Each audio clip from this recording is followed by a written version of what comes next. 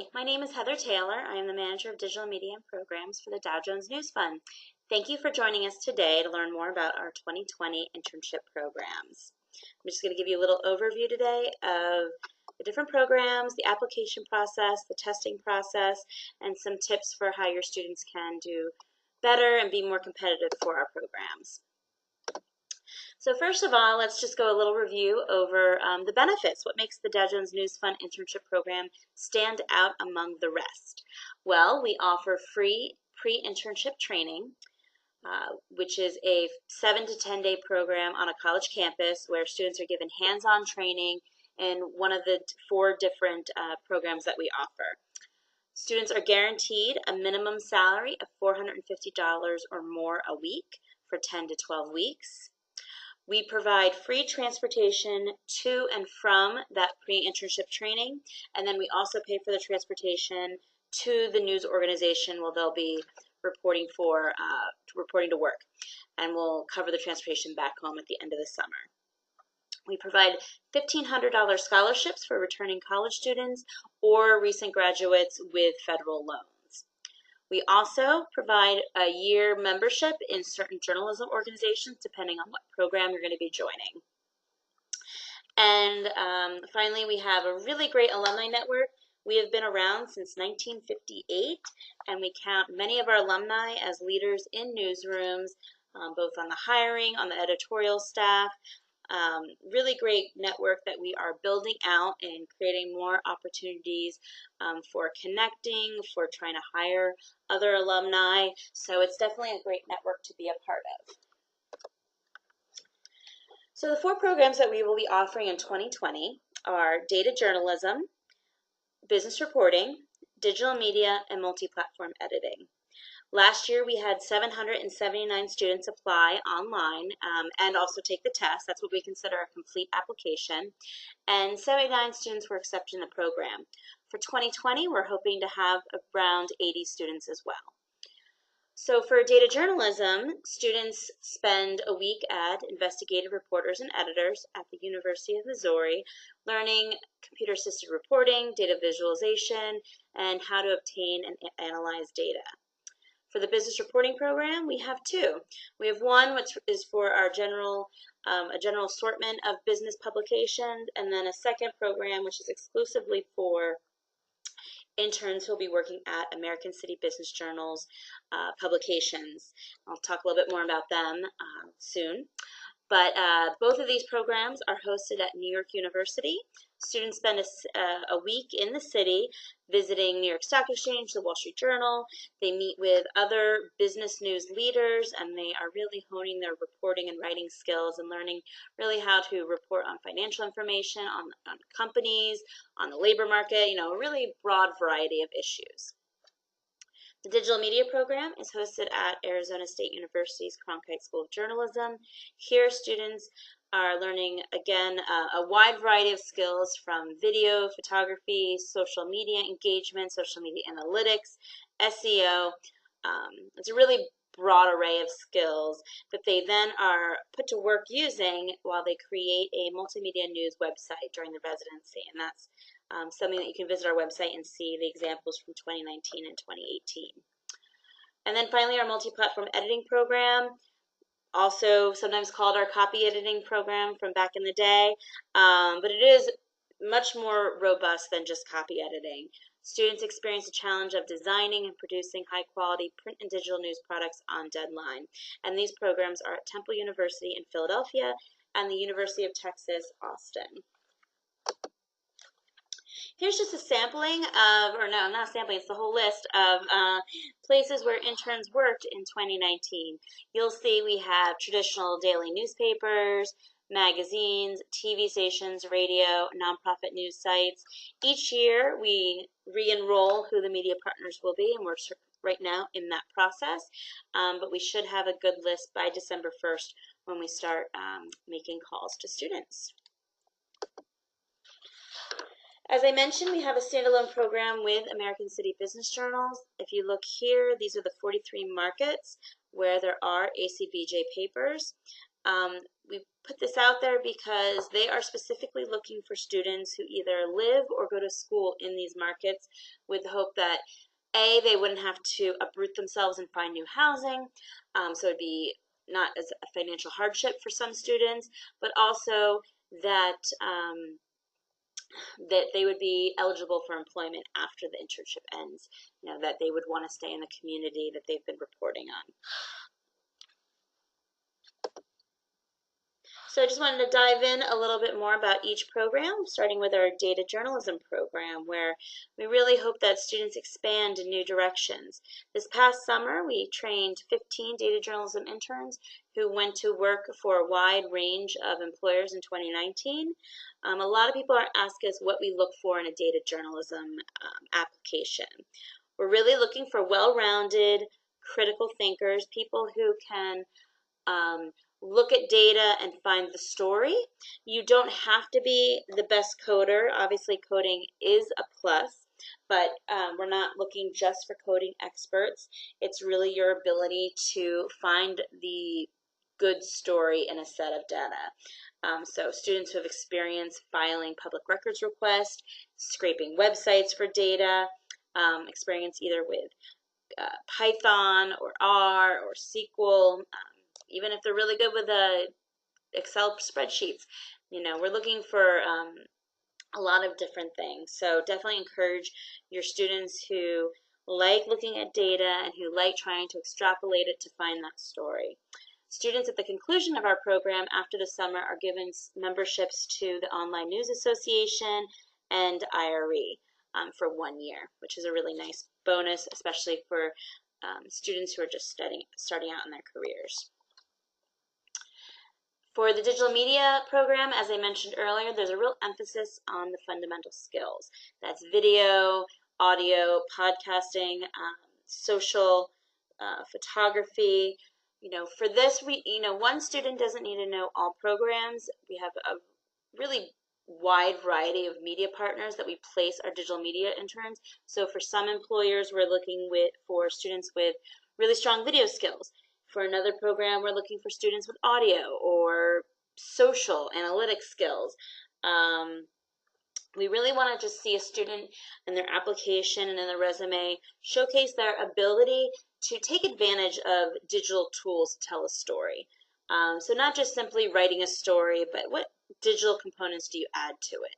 Are there hyperlinks in the story? Is there photography, or is there a slideshow that accompanies it? There's no one rule. We're looking for, again, as I mentioned, we have a really broad list of employers, so in each one has a different skill set they're looking for. But for a student's application, we really would like to see how they can tell that story online. At the conclusion of our digital media program, students are given memberships in the Online News Association. As I mentioned before, our business reporting programs are in New York City. Here we have them pictured in the Wall Street Journal, where they went and met with editors to receive an ethics training and to meet newsroom leaders. They also visit the stock exchange. They spend a week drilling down on finance, investing, labor issues, mergers and acquisitions, and a lot more. Students aren't necessarily in the business reporting program going to be reporting on the stock market in New York City. There's a lot of other places where they're in a community reporting on the major businesses, institutions in that community. So please encourage your strong writers, your strong reporters to consider business journalism. They can always learn more about the business angle of a story, but we are looking for strong writers who really want to dive into a beat and learn about a community. And then there are, for certain placements, we would be looking for students, like let's say if they were working in New York City covering the financial market, they would probably need to have some experience either taking economics, finance, and have a good understanding of business in Wall Street. After the conclusion of this program, interns are given memberships into the Online News Association and the Society for Advancing Business Editing and Writing, or SABU.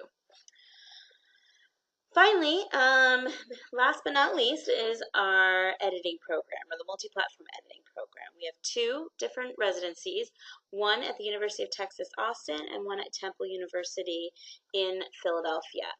Both of these students are learning AP style, grammar, but they're also learning much more, how to do layout, how to write headlines, how to write an SEO headline, how to work on deadline to put out the product, so it gets out on time. So let's talk a little bit about the application. All of them are due by November 8th. I said all of them. We have 4 applications, one for each program. So a student who is interested in multiple programs would have to submit multiple applications. So each of the applications can be accessed through our website. If they go to on the top menu bar from the homepage, they go to participate, and then programs, and then college programs, and then they'll have the 4 choices. And so for this case, it's multi-platform editing. They would click apply now, and they would be taken to another platform where our application is hosted, which is Workday. One key thing to keep in mind about this application is that it must be done in one sitting. We do not have the ability, or a student does not have the ability to start an application, save it, and return to it later.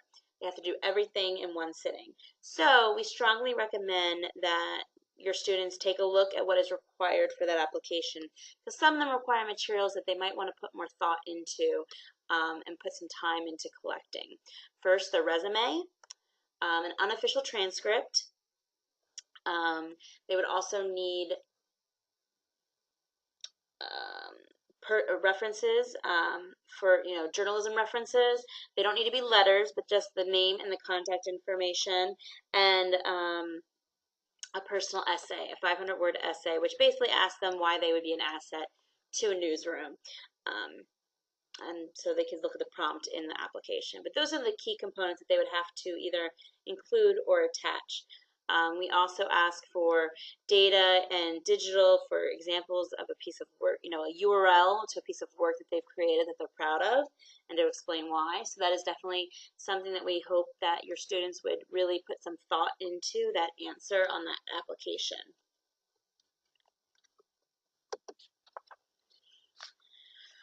For the 2020 tests, we have 4 tests, again, for the 4 programs. So 3 of them have been digitized: business reporting, digital media, and data journalism.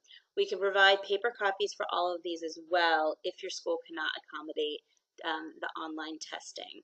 Our multi-platform editing test is the only test that is only available on paper.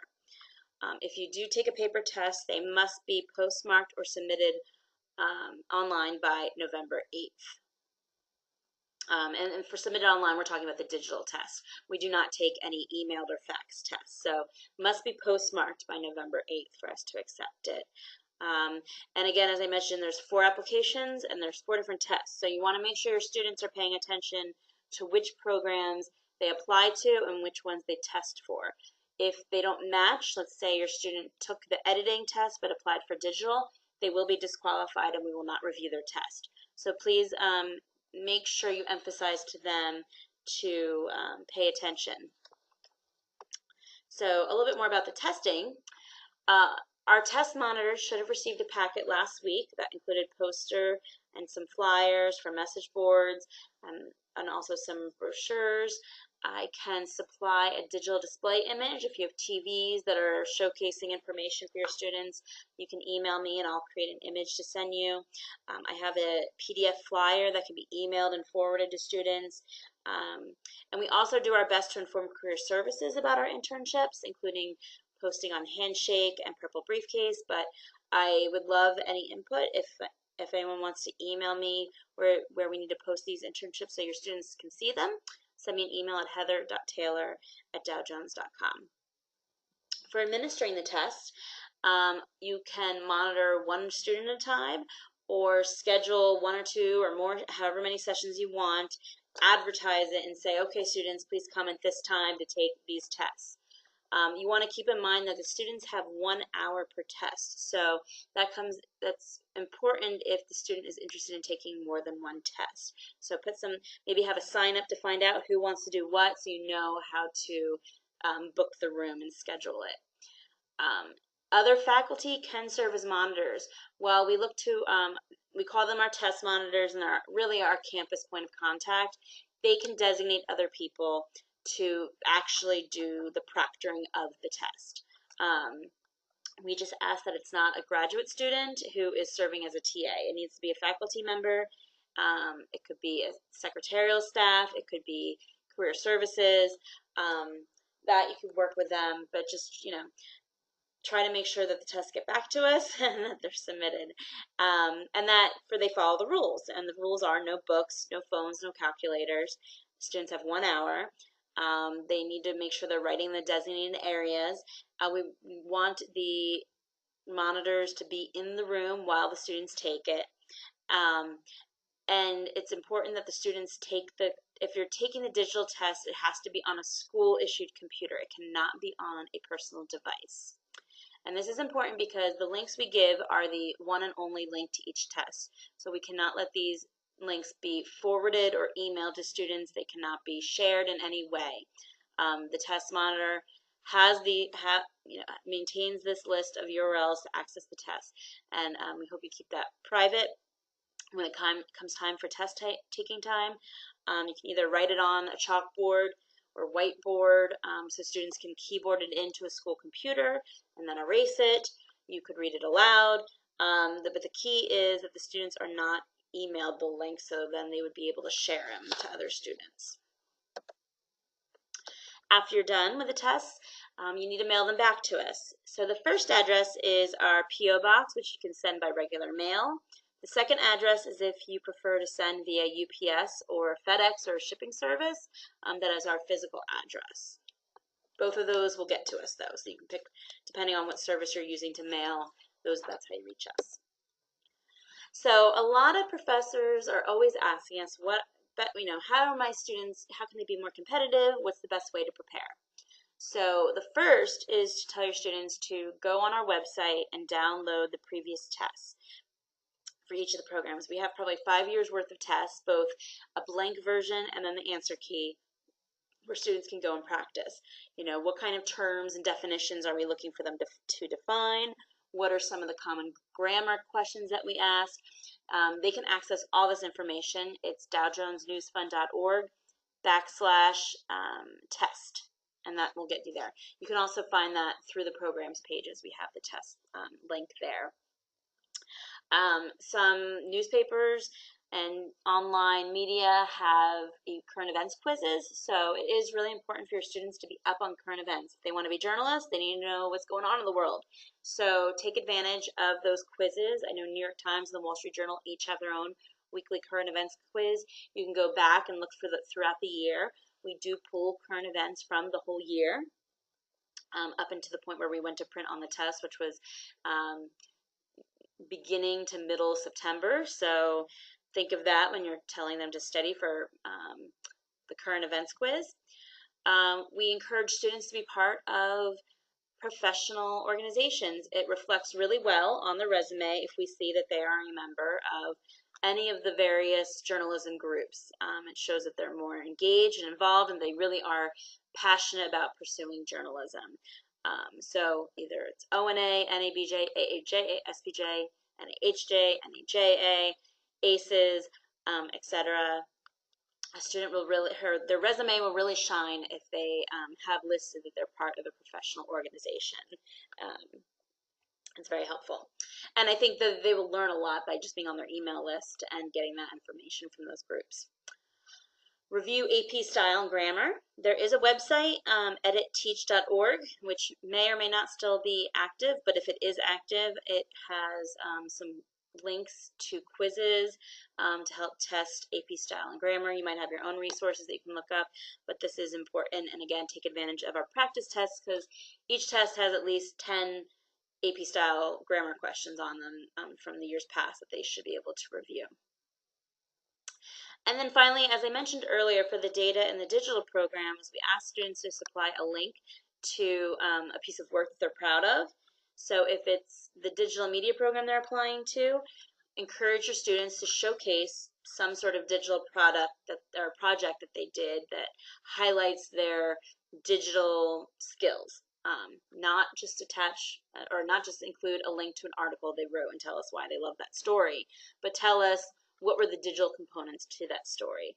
Same thing for data journalism. It doesn't need to be the most robust data investigation. It could be a simple data visualization. They made a little graph or some sort of timeline, but we're looking for how did they look at data, find the story, and then communicate that. So really help your students put their best work forward on the application. So as I mentioned again, here's the practice test. So they could click on these downloads and then have both the answer key and the blank one. And it's more than fine for professors to review these with students before they take the test to see maybe they don't understand something on it and to go through it with them. So this is just a snapshot of who our 2019 interns were. You could see we had graduate students, seniors, juniors. While we say that sophomores are not eligible to apply, we did have a couple of media partners who selected their own intern, and some of those were sophomores, so they were able to get in.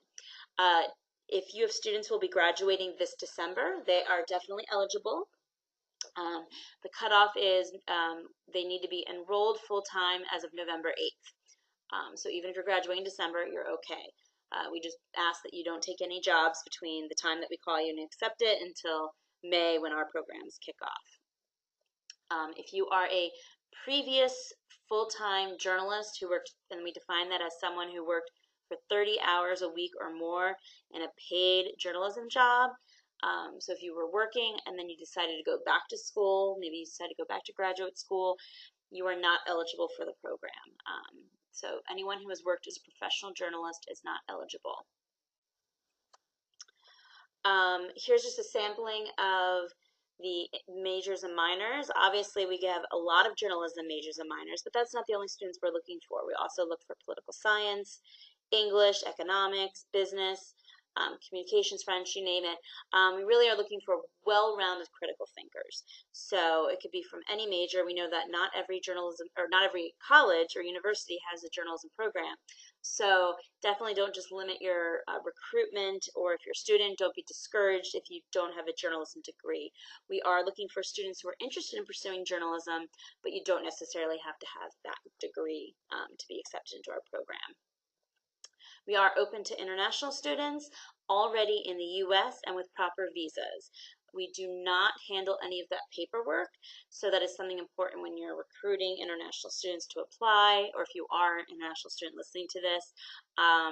You are responsible for taking care of all of your paperwork. We do not handle that, and neither do the employers where we are going to place you for the summer. So just wanted to give you a little bit of a timeline of what to expect. November 8th is the deadline to apply online and to postmark tests. A lot of people ask us if there's a special order that you need to either test or apply, and there is not. We just need both to be completed by November 8th. December 12th, intern selection begins, and we will continue selecting interns until all of our media requests have been fulfilled. A lot of these spots, I would say, are filled by maybe the end of January, beginning of February, but don't be totally discouraged. I mean, we were still making placements last year up until the end of April, I think. So it definitely depends on when the media company comes to us and says they want to participate. So that's when we can go out and start finding that student to fill their spot. After students are made aware that they've been selected for the program, they'll hear from us on and off between December and April. We need to get their official transcript. We try to help connect them with last year's intern to help them find housing. We will connect them to the newsroom hiring manager so that they can get onboarded so that they can start working on day one.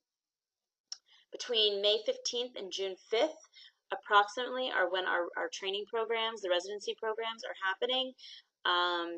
We do ask that if you attend a school on a quarter system that you try to get permission to leave, and that is important to put in the application, because if you write on your application that you are not free to come out May 15th or at one of these dates, or before June, I think is what it is, you'll be disqualified for the program if it doesn't match up with the residency programs. So it's definitely something, if you're on a quarter system, to have a conversation with your professors, with your dean, to see would you be able to get permission to leave for the 7 to 10 days to attend our training program. And then you could always go back to school, finish out, and then head to the internship once you're done the semester. So that's something for our students on the quarter system to think about. And then beginning of June is when your 10 to 12 week internships begin. And I believe that concludes our presentation. I want to thank you for joining me. And I hope to see several students from your schools, or if you're a student listening to this, I hope you apply. You can reach me at heather.taylor@dowjones.com if you have any questions. We'll be happy to answer them. And good luck. Looking forward to seeing your applications.